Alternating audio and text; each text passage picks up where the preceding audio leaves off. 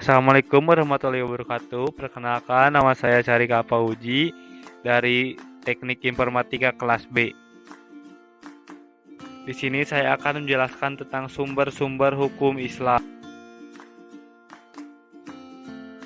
Yang pertama, Al-Quran. Al-Quran adalah kalam Allah yang diwahyukan kepada Nabi Muhammad SAW.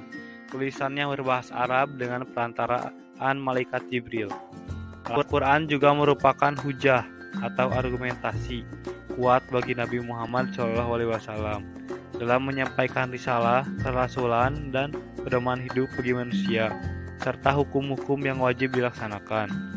Hal ini untuk mewujudkan kebahagiaan hidup di dunia dan akhirat, serta untuk mendekatkan diri kepada Allah Subhanahu wa Ta'ala. Al-Quran sebagai kalam Allah Subhanahu wa Ta'ala dapat dibuktikan dengan ketidaksanggupan atau kelemahan yang dimiliki oleh manusia untuk membuatnya sebagai tandingan, walaupun manusia itu adalah orang pintar. Yang kedua adalah hadis. Seluruh umat Islam telah sepakat dan berpendapat serta mengakui bahwa sabda, perbuatan, dan persetujuan Rasulullah Muhammad SAW tersebut adalah sumber hukum Islam yang kedua sesudah Al-Quran. Banyak ayat-ayat di dalam Al-Quran yang memerintahkan untuk mentaati Rasulullah SAW.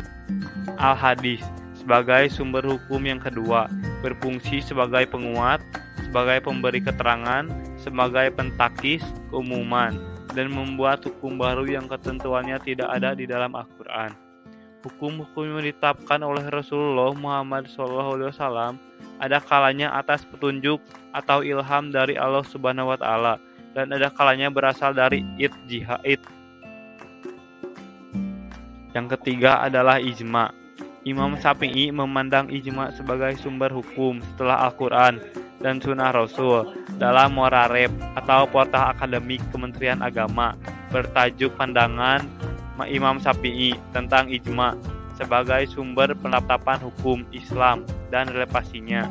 Dengan perkembangan hukum Islam dewasa, ini karya Siti Fauzia Tunai. Ijma adalah salah satu metode dalam menetapkan hukum atas segala permasalahan yang tidak didapatkan dalam Al-Quran dan Sunnah. Sumber hukum Islam ini melihat berbagai masalah yang timbul di era globalisasi dan teknologi modern. Yang keempat adalah kias. Sumber hukum Islam selanjutnya yakni kias, analogi. Kias adalah bentuk sistematis dan yang telah berkembang, pari, rayu yang memainkan peran yang amat penting. Sebelumnya dalam kerangka teori hukum Islam, Al-Syafi'i, kias menduduki tempat terakhir karena ia memandang kias lebih lemah daripada ijma. Kesimpulan. Jadi kesimpulannya sumber-sumber hukum Islam ada 4, Al-Quran, hadis, ijma, dan qiyas. Jadi kita hanya melihat di hukum Islam hanya di Al-Quran saja. Terima kasih sudah menonton. Jangan lupa like, comment, and subscribe.